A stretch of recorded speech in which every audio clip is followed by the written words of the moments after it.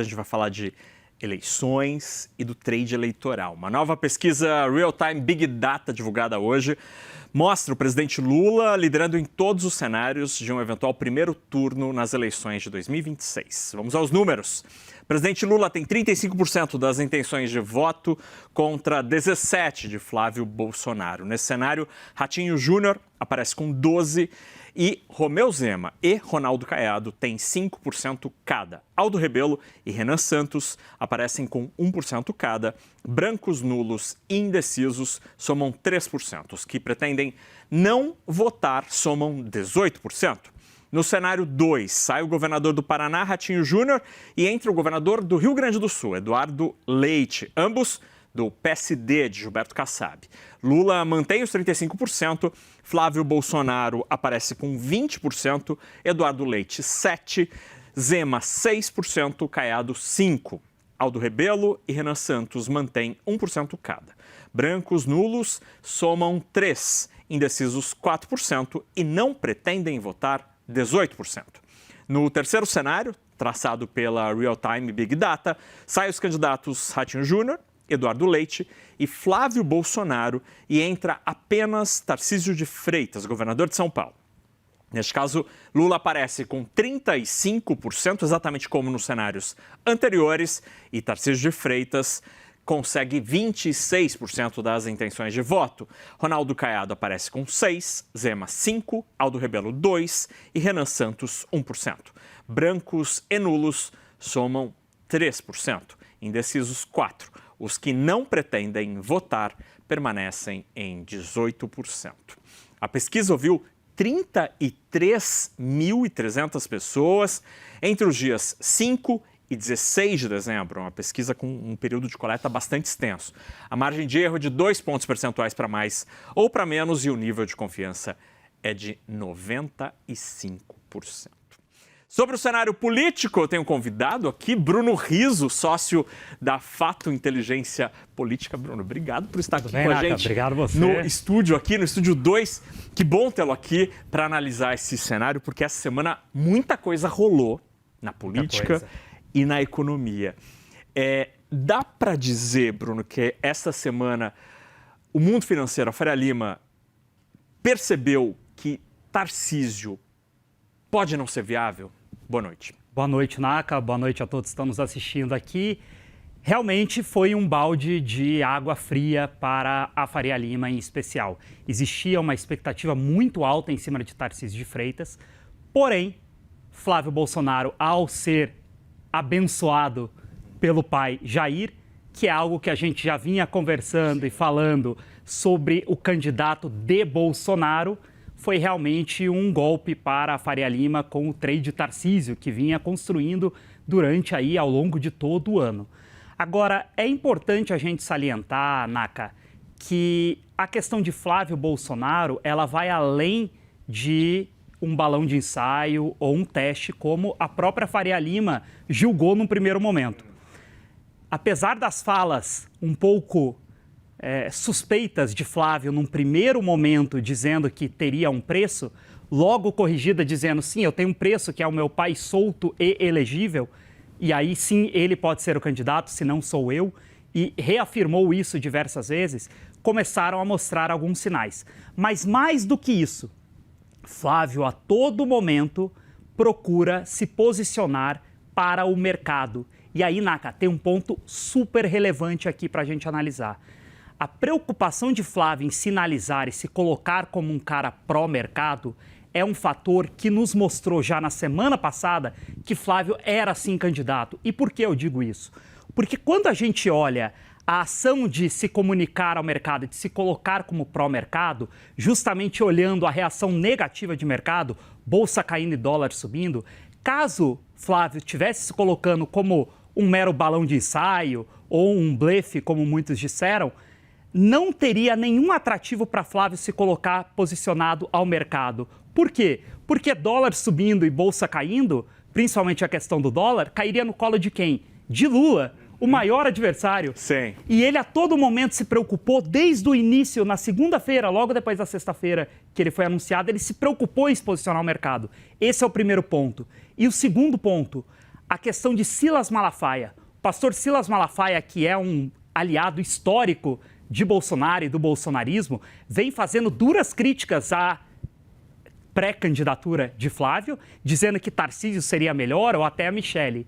Isso é outro sinal muito relevante. Por quê? Porque se fosse um real plano, pensando em depois entregar esse bastão para alguém do Centrão, de forma alguma os atores principais não estariam combinados minimamente para ficar quietos. Nem para se posicionar a favor, mas ao menos para ficarem quietos, que não é o que está acontecendo. Então, esses dois elementos a gente tem visto com muita atenção, que nos mostram desde a semana passada que não é blefe, mas existe ainda um pequeno lado ali do mercado que ainda acredita nessa possibilidade de Tarcísio poder ser o candidato mais para frente, ali em março e abril. Não é o que a gente acredita no momento. Para nós, e pelo que o mercado, grande parte, entendeu, inclusive Flávio tem feito conversas constantes com o mercado nessa semana, inclusive com participação em podcasts, etc., a gente tem a tese que Tarcísio não é candidato, e sim candidato a governador de São Paulo. Esse cenário que o Bruno nos traz é importante porque, de fato, depois desta avalanche de dados e dessa história do anúncio da pré-candidatura, o que nós tivemos foi, de fato, Flávio Bolsonaro, primeiro no encontro organizado pelo pessoal do UBS, do Banco Suíço, e há relatos de que hoje, quarta-feira, um encontro organizado por Flávio da Riachuelo. Esqueci o sobrenome do Flávio, mas do sócio da Riachuelo, que também estaria organizando um encontro com grandes nomes, Flávio Rocha, que me cantaram aqui no ouvido, Flávio Rocha, que estaria organizando este encontro. Agora, olhando para os números que a gente conheceu até agora, Bruno, e pensando que esta candidatura é para valer, qual é a atração, a capacidade eleitoral de Flávio? Os números vieram aquém do que vocês na Fato estavam esperando? É uma candidatura menos robusta do que se esperava?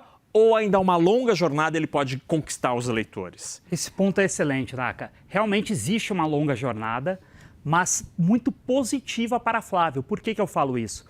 Porque os números, logo de partida, esse arranque de Flávio, carregando o sobrenome, mostrando que quem tem voto é Bolsonaro, e vai por água abaixo aquela ideia da direita se organizar em torno de um nome, ter uma intenção da direita, mostra que ainda, de um lado, quem tem voto é Lula, quem tem voto do outro lado é Bolsonaro. Flávio conseguiu carregar muito essa questão do voto, então ele já entra muito forte. Inclusive, um parênteses importante, muitos diziam que esse teste de Flávio seria até a pesquisa sair e mostrar que ele não era tão competitivo.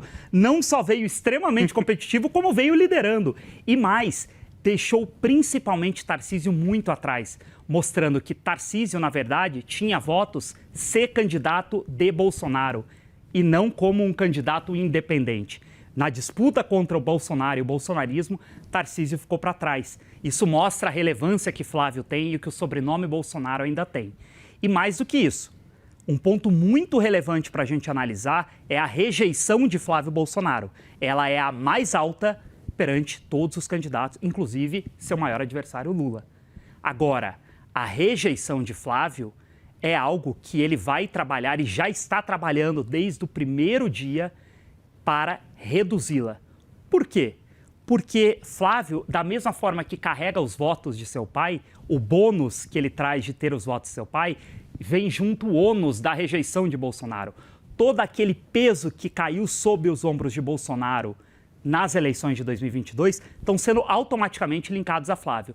Mas Flávio, logo na primeira semana como pré-candidato, já fez até uma declaração dizendo que ele é o Jair, seu pai, porém vacinado.